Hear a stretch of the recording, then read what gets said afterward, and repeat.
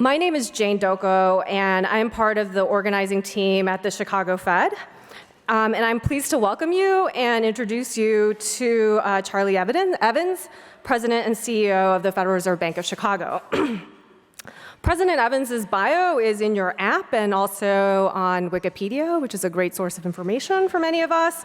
So I will not spend much time highlighting his many professional accomplishments, which extend in the policy realm as well as in the scholarly area. But I do want to note sort of how his research has informed the design and conduct of U.S. monetary policy. And I also want to recognize President Evans' leadership in bringing research and evidence to the Chicago Fed's community development function.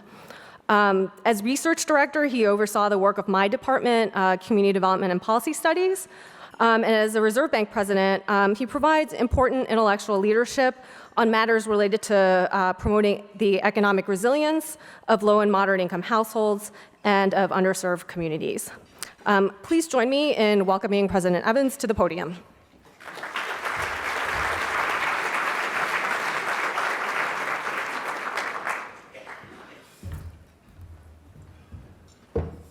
Okay, thank you. Thanks, Jane. Thanks very much for that nice introduction, and good afternoon to everyone here.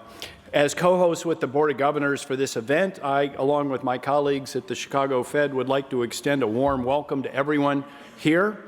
And I'll just mention, since I have to preface my remarks by saying that I'm expressing my own views and not necessarily those of the Federal Reserve System or the Federal Open Market Committee. It's not really that type of speech today anyway.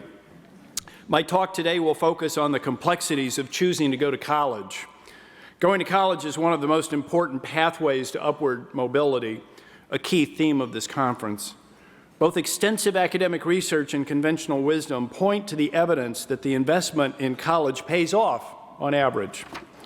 But I want to focus on how risks faced by students obscure important nuances in this conclusion, and how these risks do not equally apply to all. And I will also discuss some interventions and policies that focus on helping students better recognize and manage their risks.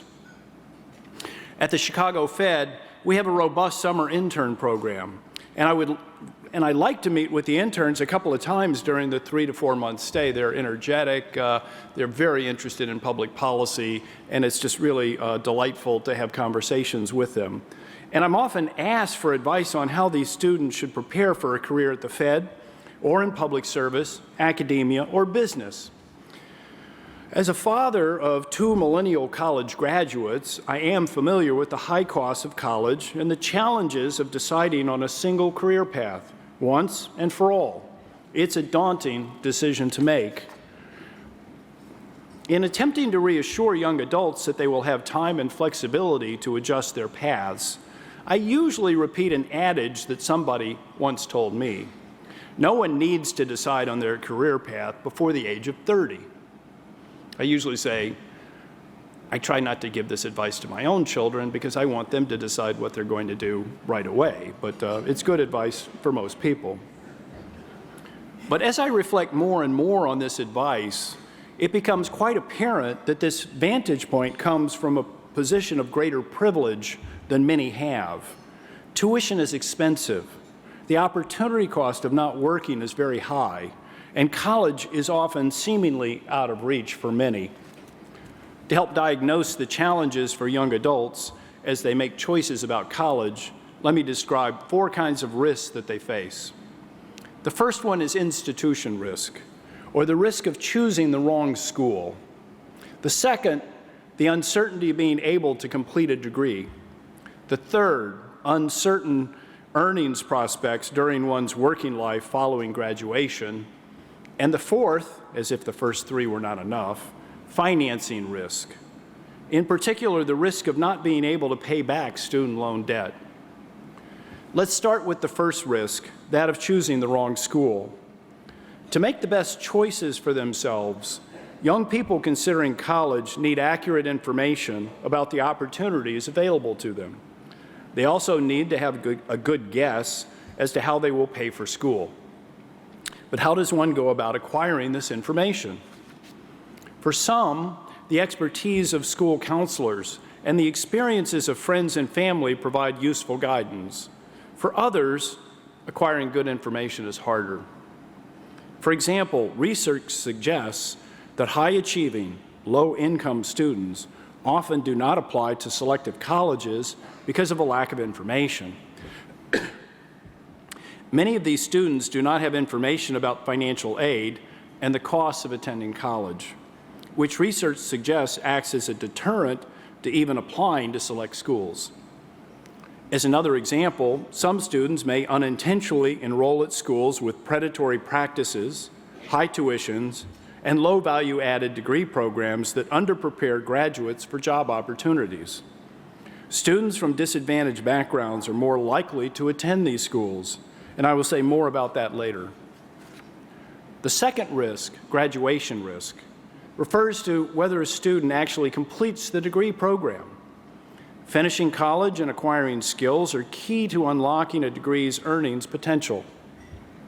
Today, around 60% of students at four-year schools graduate within 6 years. A staggering 40% do not. There are many reasons why students may not complete their degrees. They or their family members may get sick.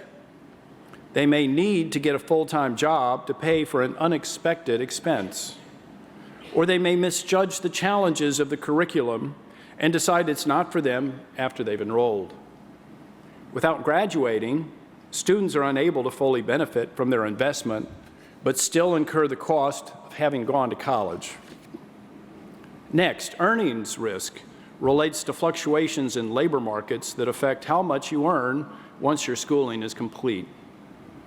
On the whole, college graduates have fared relatively well amid all the labor market challenges over the past 50 years. Our economy is dynamic and will continue to be so in unpredictable ways. Most of us have heard the refrain that children entering grade school today may have a job early in their working years that doesn't yet exist. And this job may possibly be in an industry that doesn't yet exist. So, should you go to college? And what should you study to prepare for this uncertain future? If today's labor markets are a guide, then the expected average earnings gain from going to college is large, and it is even higher than for past generations. That said, there's earnings risk because post-college earnings depend on what you study, your occupation, where you work, and luck. And it is difficult to predict the skills and majors that employers will demand in the future. Throughout history, there have been those who, having started out in less than glorious fields of study, went on to make enormous contributions in academic and policy realms. For example, John Kenneth Galbraith, a prominent 20th century academic economist, majored in animal husbandry at an institution he called, quote, the worst college in the English-speaking world, unquote. He then went on to flourish in his academic career as an economist. For everyone else, over the course of a working life, there is the risk of switching careers and needing new training as old industries phase out and new ones emerge. And apart from choosing the right field of study, there's the risk of graduating into a recession, which research has shown to have lasting effects on longer-term earnings. Unlike earnings, graduation, or institution risks, the fourth risk, financing risk, applies only to students who borrow to pay for their education. Among today's college graduates, around half borrowed to pay for their schooling. Compared with other loans, student loans can be unforgiving by demanding preset payments over a fairly short repayment period. There are at least two sets of reasons why. First, many borrowers report challenges with their loan servicers who are responsible for processing payments and for enrolling them in alternative payment plans. There have been reports that servicers may not be taking sufficient steps to help borrowers avoid default, even when there are reasonable alternatives that would allow them to repay their debt. Second, borrowers run greater risk of missing payments when they find themselves earning low incomes, dropping out of college, or enrolling in low value-added degree programs. Because student loan debt is not dischargeable in bankruptcy, it becomes a drag when borrowers encounter financial distress. Of course, these risks interact with each other. Going to college makes it easier to pick up new skills and stay employed as industries evolve and employers demand new skills. If a student does not graduate, they face the risk of worse labor market outcomes. Repaying student debt is also more burdensome.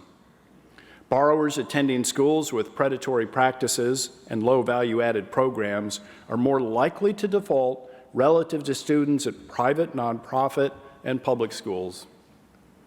When contemplating how these risks can compound, prospective students may question whether going to college will be worth it. That is, whether the upside potential of a college degree will outweigh the downside risks. I am concerned that the four risks may compound more and lead to greater downside risks for certain students. I am particularly concerned about how these risks may affect non-traditional students. Though I did not coin this term, non-traditional students include first-generation college students, older students who live independently from their parents, part-time students, those from low-income and minority families, and students attending non-selective institutions, including for-profit colleges. They're called non-traditional students because historically, they've not made up a large share of those going to college and taking on student debt. However, since the mid-1990s, they've become a growing share of college students and borrowers, as well as a large share of student loan defaulters. Non-traditional students appear to face greater downside risks than their traditional counterparts. Among the four risks I discussed, non-traditional students face high institution risk as they make up a large share of students enrolled in for-profit schools with low value-added degree programs and predatory practices. Some of these schools aggressively advertise themselves as being a good fit for non-traditional students. Non-traditional students face more impediments to finishing college and are less likely to graduate than traditional students enrolled at four-year institutions. Because of their less advantaged backgrounds, non-traditional students face more limited job opportunities and greater downside earnings risks. Lastly, they face greater financing risk.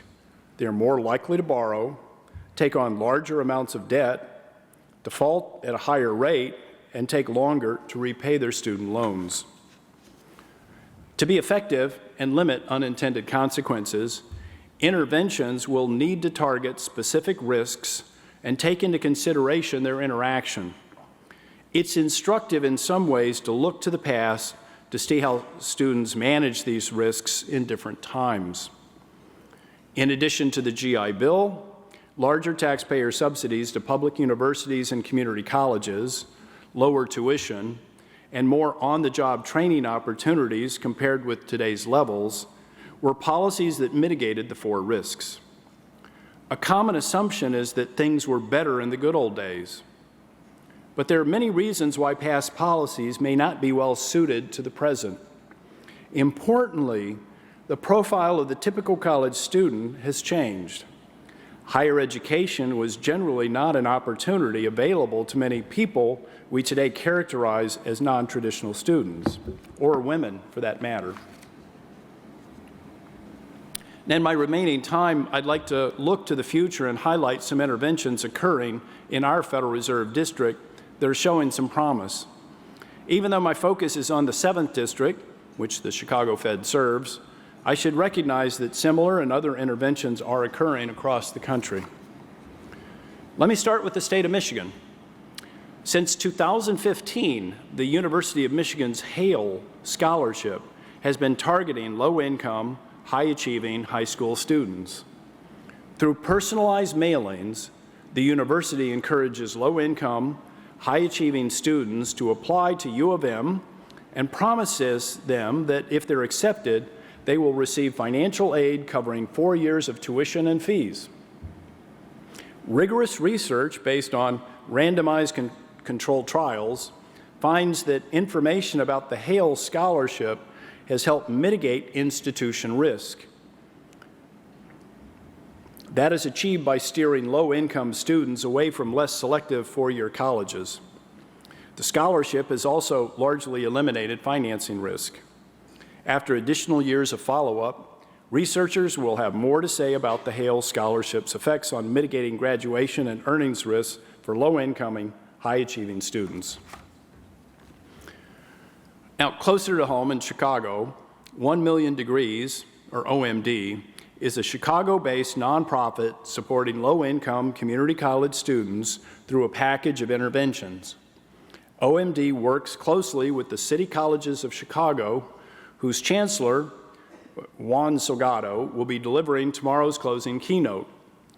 He is an insightful leader who's applying creative solutions to the challenges community colleges face, and I hope you stay for his remarks.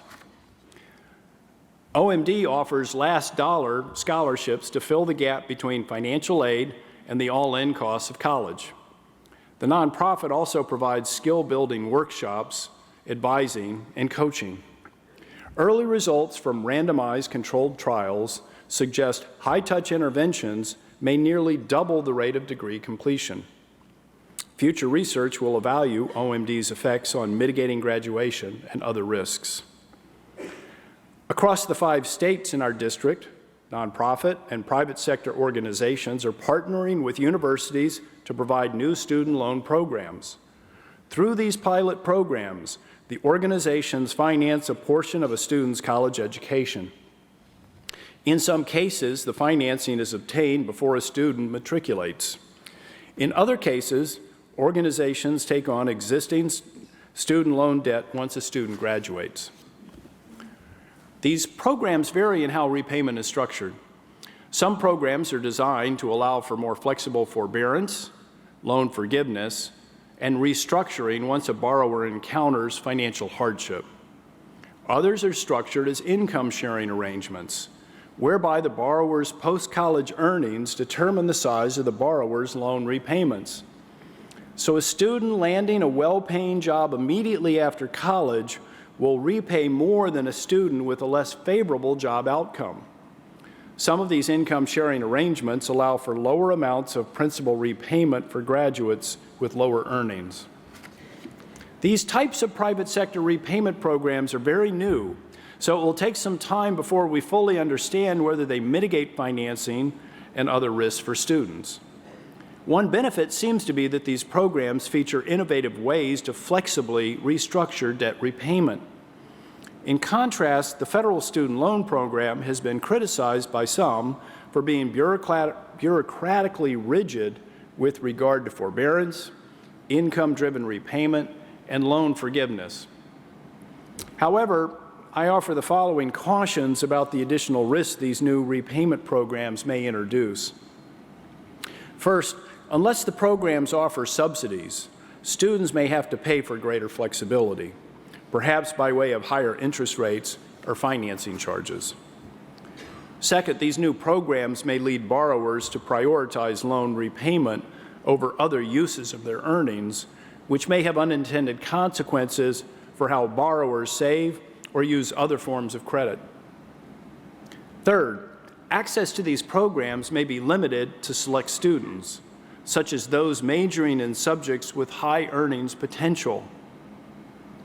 In contrast, under the federal student loan program, a borrower's access does not depend on the major chosen. If these new pilot programs were to grow and attract students studying subjects with high earnings potential, the federal student loan market may be destabilized owing to the remaining greater proportion of non-traditional students who may struggle more with credit repayments. Lastly, as with all new loan products, limiting the scope for unfair, deceptive, and abusive practices will be important. I'd like to finish my remarks with some thoughts on how far these and other small-scale interventions can go to mitigate risks for students. Some of you may know that my usual day job is monitoring the performance of our nation's economy. With over $1.5 trillion in outstanding student debt, knowing how to help young adults better recognize and manage their risks related to higher education is an important input into my assessment of our economy. My interpretation of the research is that disadvantaged students, in particular, experience significant risks associated with their choice of institution, likelihood of graduating, earnings potential after college, and ability to repay student loans. So for these students, it's not always obvious that college is an investment that pays off. And while there are some promising interventions underway to help mitigate some of these risks, further research is needed to help policymakers and practitioners determine what types of interventions may be most effective. Among the many important research questions we need to ask, the one I'm particularly interested in is this: how can we make acquiring and financing higher education less risky for non-traditional students?